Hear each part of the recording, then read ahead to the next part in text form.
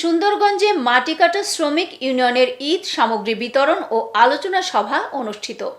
সুন্দরবন গাইবান্ধা থেকে পাঠানো রিপোর্টে বিস্তারিত।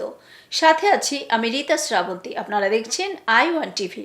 গাইবান্ধার সুন্দরগঞ্জে পবিত্র ঈদ উল ফিতর উপলক্ষে ঈদ সামগ্রী ও বস্ত্র বিতরণ করা হয়েছে।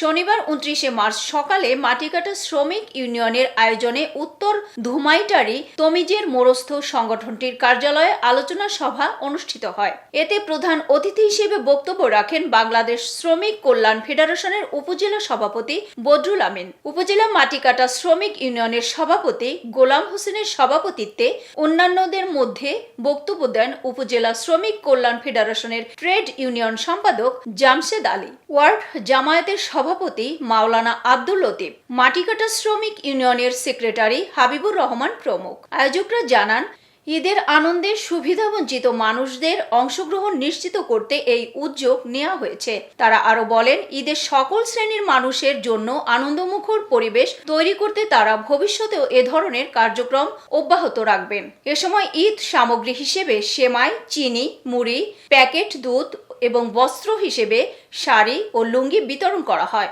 পরে অতিথিরা এসব সামগ্রী ও বস্ত্র সুবিধাভোগীদের মধ্যে বিতরণ করেন।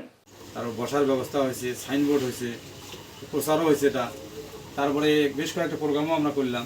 তো আজকেও আমরা সামান্য হলেও আমি গোলাম হোসেন ভাই এবং সেক্রেটারি হাবিবুর রহমান ভাই সহ এই কমিটির সদস্যবৃন্দকে ধন্যবাদ জানাই যে তাদের অক্লান্ত পরিশ্রম এবং চেষ্টার ফলে আজকের এই আয়োজন।